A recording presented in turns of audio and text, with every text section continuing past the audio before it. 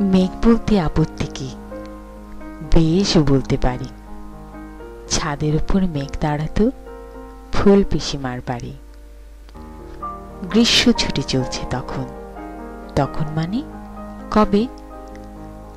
আমার যদি 14, মেঘের 16-17 হবে।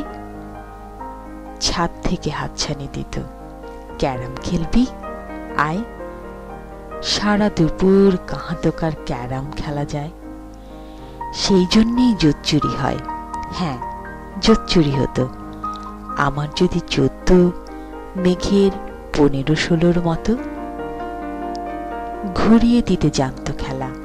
শক্তি গুটি পেলে জায়গা মতো সরিয়ে নিত আঙুল দিয়ে ঠেলে।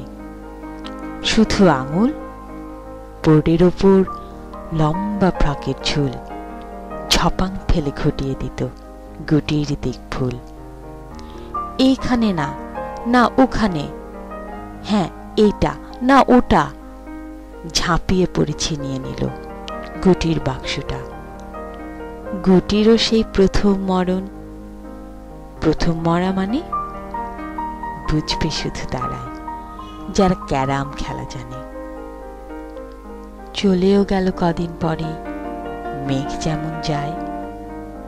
কাঠ ফাটা রোদে দাঁড়িয়ে পড়ল মেঘের জায়গাটায়। খেলা শেখাও, খেলা শেখাও, হা পিত্তেশ কাক। কলসিতে ঠোঁট ডুবিয়েছিল, জল তো পুড়ে খাক। খাক হওয়া সেই কলসি আবার পরের বছর জলে ভরল কেমন তোমায়? থামো, ওসব কি কেউ বলে? আত্মীয় হয়, আত্মীয় হয়, আত্মীয় না ছাই। স্পষ্ট করে বলো এবার, সব জানতে চাই। 2-3 ক্লাসের বয়স বেশি। গ্রীষ্ম ছুটি হলে ঘুরেও গেছে 2-3 বছর, এই জানে সকলে। আজকে দগ্ধ গ্রীষ্ম আমার, তোমায় বলতে পারি। মেঘ দেখতাম ছাদের ঘরে, ফুল পিসিমার বাড়ি।